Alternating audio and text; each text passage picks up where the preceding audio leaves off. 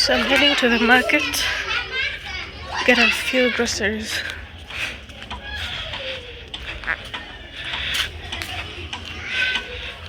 Sasa?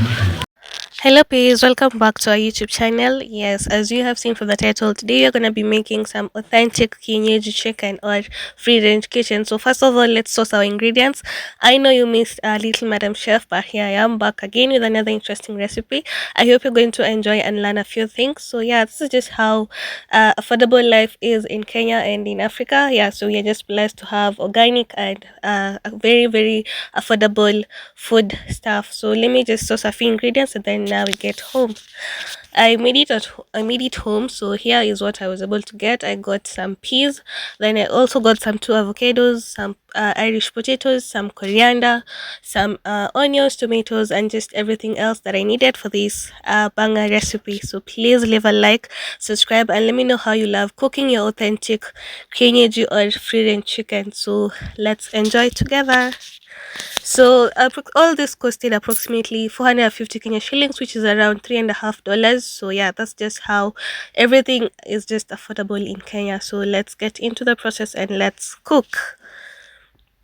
First of all, I'm gonna work on my potatoes first. Yes, I want to do like as a chef, you cannot just afford to be idle. To just try and work with time. So let me peel off these potatoes in the meantime, and then I'll make my rice as I go light up my jiko. So for all those who have been here for a long time, for me, I usually love washing my potatoes first before I get to peel them. So I've already given them the first wash. This is the second rinse, and then I'll just get to peel them, and it usually just saves me on time. Yeah, because once you have washed them and you peel them, they just need one more rinse, and everything is just cream de la creme. So let's peel them, and I'll see you in a bit.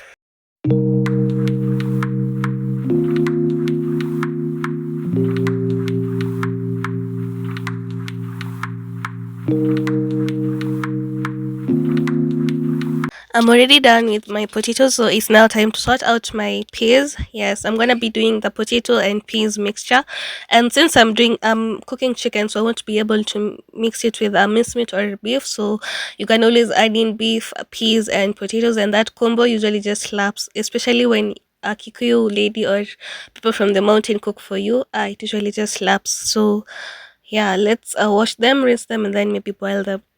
So here is my Kienyeji chicken, real African authentic kitchen chicken. Yeah, so let's light our jiko first. Yeah, Bob Nipe shortcut. Give me some hacks of lighting a jiko because me I'm just used to this long cut. I don't know why. A few minutes later. So it's now time to put our chicken on the jiko, and also note that for a Kienyeji chicken, please just don't boil it for less than 2 hours, at least 1.5 hours. So you'll just keep checking according to the texture of your kitchen. But if it's a tough chicken, make sure you boil it for a minimum of 2 hours so that it cannot disappoint you on the table. So let's sort out our rice again. As I told you, as chef, you don't have time to be idle. You just do anything in a snap of a finger. So yeah, this is my pishori rice. This is one of the most famous rice in Kenya. So I'm gonna be sorting it out because it usually has a lot of stones. Yeah, so let's do that and I'll see you in a bit. 1 hour later. Our chicken is here ready to be fried, so I'll just take it off from the fire. Let me sort out my ingredients, and I'm gonna be just using the basic ingredients because some people in the household are not spice tolerant. So I'm just gonna be using the onions, some coriander stems or stalks, then some sweet pepper, tomatoes, and blended tomatoes as well. Blended tomatoes is usually just part of my signature. And this piece, I'm just gonna be using it. This carrots, I'll be using it together with the piece. So I'm just gonna cut everything at once. I want to be showing you individual ingredients. They're all just the same. Yeah, and then I'm gonna be using a very subtle spice. Yeah, this mchuzi mix is usually not harsh to the stomachs. It's highly noticeable. So if you're spice intolerant, that's a very good spice to use. So first step, I'm gonna put in my tomatoes, my onions, and some coriander stalks. Yeah, usually add some nice flavor. Then I'll grate in a bit of garlic, just a tiny bit, not too much. Then I'll just keep stir frying and stir frying. Then later on, I'll add in my tomatoes, then give them time to cook. The reason why I usually put half chopped tomatoes and half blended is because like I usually want a thick consistency. So yeah, as I cook my chicken, I'm also boiling my peas over here. Just boil them for approximately 7 minutes. You can just also taste it, yeah, because they just soften so quickly.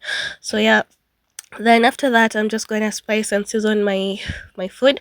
I've added in them chili mix, some curry powder, and the chicken broth. Also, not that. Don't pour the broth of the chicken. If there's any water remaining after you've boiled the chicken, don't throw it away. That's what usually gives your chicken taste. So I've already added in the broth, and here's my blended tomatoes. I'm gonna just give it cover it and give it time to simmer, and then I'll just go in directly with my chicken pieces. Yeah, so it's just that simple. And this recipe usually slaps, let me tell you. It does not have a lot of spices, it has not so much going on, but once you get a taste, perfecto. And also make sure, the only secret to good food is usually salt. When you know how to salt your food, that's all that you need. Don't need to exaggerate with a lot of stuff, a lot of shenanigans. Yeah, so it's now time to get off my piece from the fire. Here's my chicken. I've already let it boil and simmered very well. So the very last step, I'm just gonna be adding the coriander and capsicum or the sweet pepper, yeah, at the very very last step. And then I'm gonna cover it and let it uh continue cooking with its own steam. Yeah, because you know there's some stubborn chicken pieces or meat pieces that maybe did not get to cook well. So you're gonna leave that aside. Let's now finally make our rice. Yeah, so I'm just gonna be doing the normal Kenyan pishori rice, moya pishori. So first of all, I've added in some oil, cooking oil. Then I've added in the rice. Uh, I'll just stir fry it for a few minutes. Then I'm gonna add in my water. Add water according to the type of rice that you're cooking, because not all rice types of rice goes with the same amount of water. So just do your research about uh, the type of rice that you're cooking. So after that, I'll salt it and then cover it, and then you're gonna check it in a few minutes. Yeah, back to peas and potato stew. So here I've already added in the onions, the coriander stalks, and the carrots at this point. So make sure you give them a good stir fry them very well, and then you're gonna add in your tomato as well. And if you have blended tomatoes, you can add it as well. Then you're gonna season it just as usual, how you like it, according to your liking.